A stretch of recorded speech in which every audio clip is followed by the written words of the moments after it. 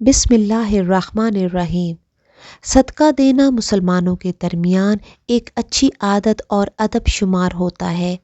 اسلام میں صدقہ دینے کے بڑے فضائل اور بہت زیادہ ثواب کا ذکر ملتا ہے۔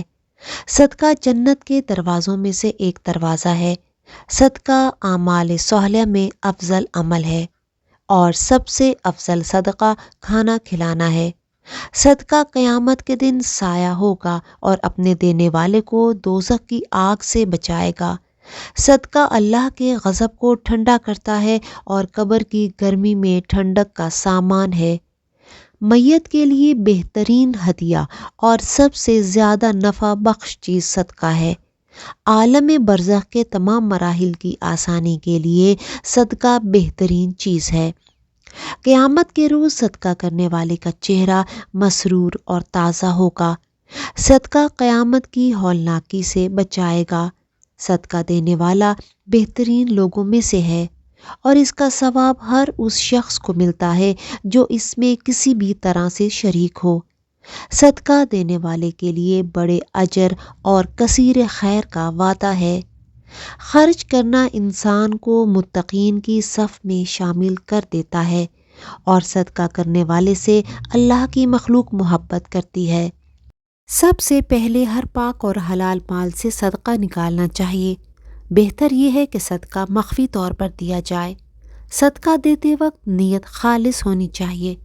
اپنے پسندیدہ اور اچھے مال سے صدقہ دینا چاہیے۔ صدقہ ریا اور دکھاوے کے لیے نہ ہو، اس صورت میں دیا جانے والا صدقہ باطل ہوگا۔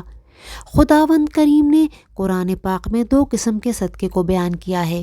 ایک چھپ کر صدقہ دینا ریا اور دکھاوے سے دور ہوتا ہے اور فقیر کی عزت بھی محفوظ رہتی ہے۔ فقیر اپنی ذلت کا احساس نہیں کرتا اور مخفی طور پر صدقہ دینے کو خداوند پسند فرماتا ہے۔ دوسری قسم سب کو دکھا کر صدقہ دینا ہے کہ جو لوگوں کو اس نیک کام کے بجا لانے کی عملی دعوت دیتا ہے۔ اس سے فقراء اور مساکین کو یہ احساس ہوتا ہے کہ دنیا میں رحم دل لوگ موجود ہیں۔ صدقہ کے بہت سے فائدے اور آثار بیان ہوئے ہیں۔ امام محمد باقر علیہ السلام فرماتے ہیں کہ صدقہ انسان سے 70 بلاؤں کو دور کرتا ہے۔